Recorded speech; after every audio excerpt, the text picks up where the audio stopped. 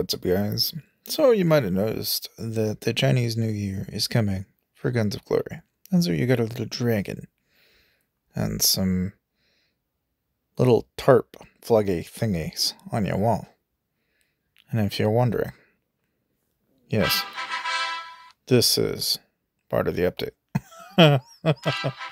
So, one thing that I thought today's video we would kind of go into discussion is kind of like what kind of pairs you should use for certain heroes. So, like, for example, whenever you're doing distance, you're gonna more than likely pick up heroes like Akbar and then probably our buddy Opel Mopin, right? Or Rabba. Araba here is the guy to get. Now, I mean, if you're wondering, how do you make that distinction? How do you know which heroes? It all comes down to skills.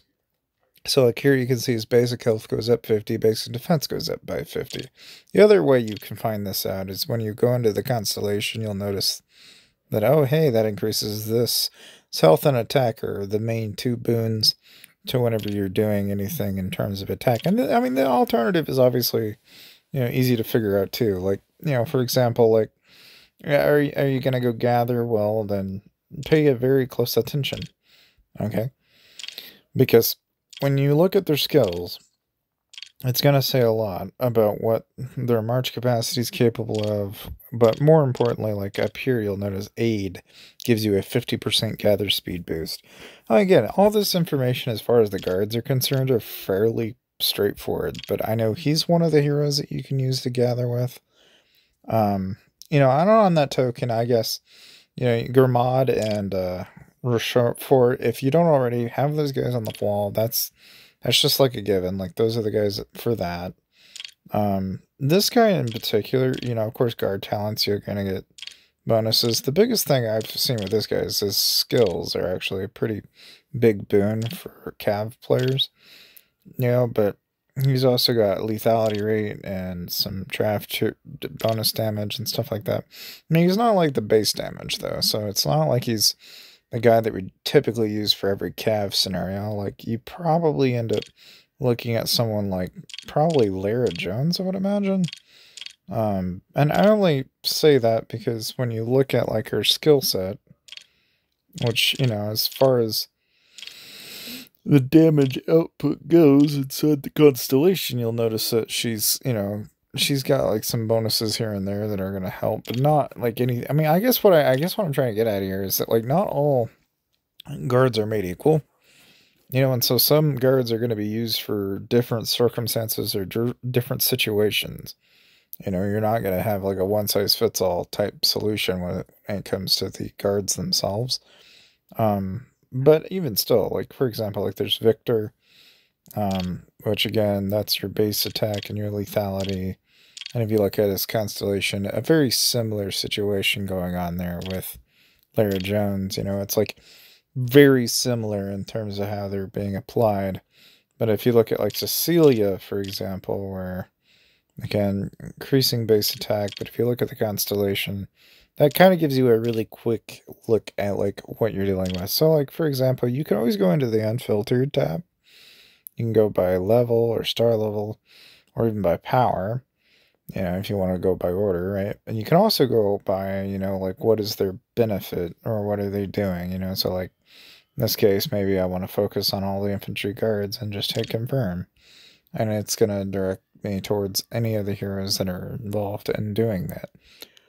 The same is also just easily true for like a lot of the other skills in terms of the guards go. But again, pairing up guards is going to be pivotal in terms of, that's where you're going to get all your march troop capacity from. So obviously your star level and your level and all the skill levels involved are all going to be incredibly relevant. So like, for example, I could pop. I'm still too shy before I can get to the next skill. But eventually I'll be able to get my pen upgraded all the way, and then that's kind of the way it goes as far as the guards are concerned. Now, something that did come up once is somebody had asked me about the formations. So you go over here and you go to formation setting, and in here you can like pick your formation. So in this case, I don't have Akbad, so the only alternative I have here is really whatever I have access to. which I think just for now, Takomi is probably not a bad choice. Typically, you want to pair distance with distance, cav with cav, imp with imp. And it just varies depending on, like, are you going to be fighting a lot of with infantry, for example? Maybe you want to do an even split. It's like the combinations typically, I feel as though, like, so, like, for example, let's say I do a little bit of this. You see how that percentage changes. I don't rarely ever see anybody go, oh, let's only do like 30% infantry, right? Like, I'm of the opinion I think you really ought to be doing like probably a 50% blend with infantry. You probably, depending on what you're doing, right? If you're just going on an even attack, it may not hurt to just go even, right? And do an even blend. But I think if you're on like you get to late game, right? And this assumes, of course, you're not even breaking the wall down. Like, you could also just as easily throw some siege in there into this equation too, and that'll change it. I mean, obviously, if you're knocking their wall down, you're probably going to throw very minimum amounts of troops and throw a lot of siege to knock the wall down. But then once you've actually gotten into their base, and again, this all assumes that you're not doing individual fighting, it's like, because at that point, right, I'm of the opinion that you probably end up doing something more like this, where it's more like a 50, 10, 40 type blend, where it's, the emphasis is obviously not on having very many cavalry, but having more on your, you got to have enough infantry to do the soak, but enough of your sharpshooters to help do the damage. Like something like this may not even hurt all that bad. And so, like, again, that cap, though, is all entirely dependent on how many troops you can send and how many troops you have available.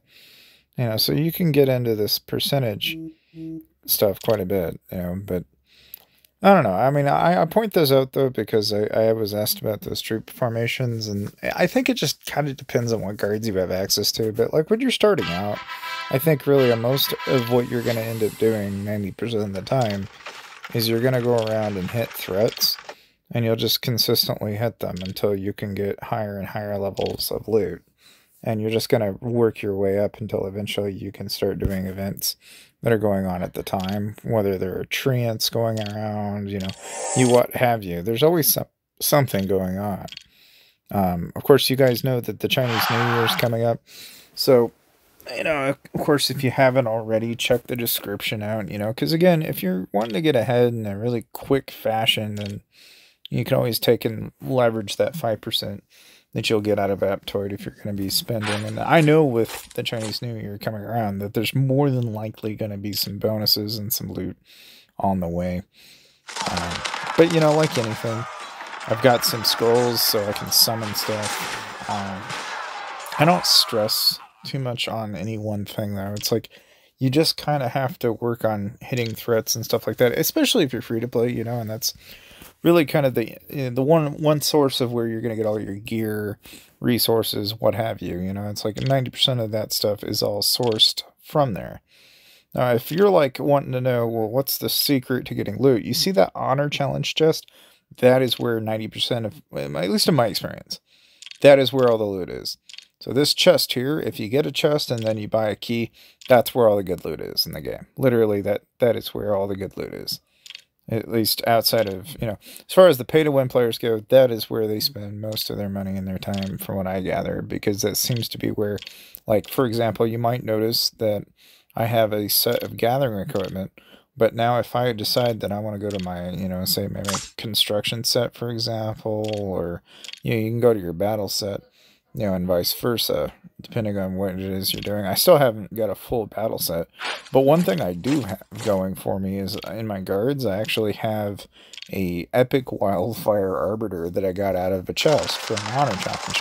Plus, I got a wildfire scythe and a musket, which is pretty dang good, because you can see that's brought my stats up all the way up to 200, which is a huge boon to my benefit. Of course, they do now have the Bio-Raider dagger, so they've got some stuff part of the Bio-Raider set, which is pretty cool. And again, getting these sets and these higher end sets, I mean, you obviously got to spend some money to get anywhere near there. So again, if that's something that's interesting to you, then that's ultimately what you've got to do it. I mean, there's a lot of different places to gain stats, though. I mean, like, even, like, in the airship, if you haven't already, you can go into the airship here and enhance it. Eventually, as you upgrade and level up, eventually you'll get access to these embedded parts. I forget exactly at what point I got it, but once you start leveling this up, you'll start getting better and better stuff. And as you might imagine, I'm getting quite a bit of stats just in my airship as is. Like, there's stupid amounts of stats in that as well. But again, if you have any questions about the game and you want to know more, just feel free to let me know in the comment section below. And if there's anything I can do to help you guys out, then I'll be happy to. Again, I'm still in Kingdom 910. My name's Dakanoth YouTube. I'm in Valhalla. I'm in Kingdom 910. You guys are welcome to ask me any questions you got. But again, make sure you get yourself a construction set if you haven't already, and start making your gathering sets, because these are all the things that are ultimately going to help you in the long term. So, oh, and also talents too. You want to make sure you've got your economy talents set up, and then at some point, if you're ever attacking, change your war talents and adjust your balance. Those are all little things that you need to finesse.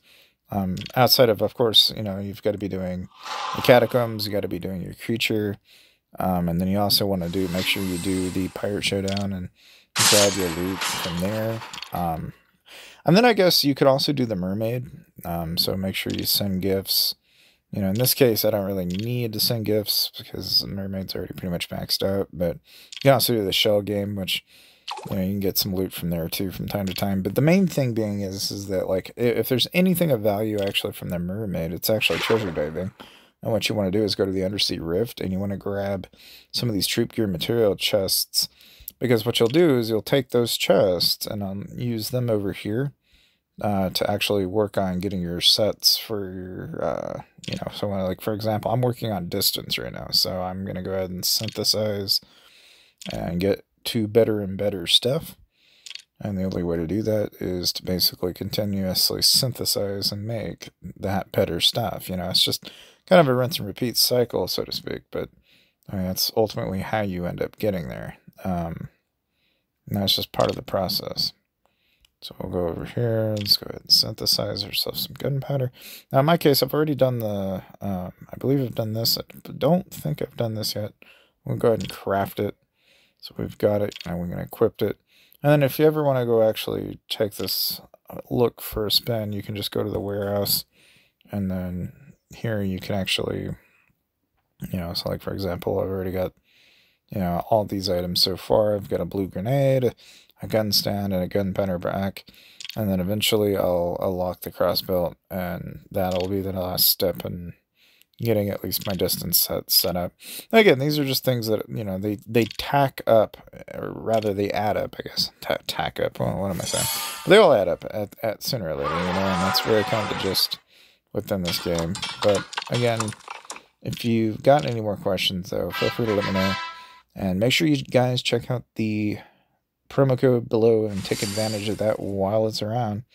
And I will see you guys to the next video.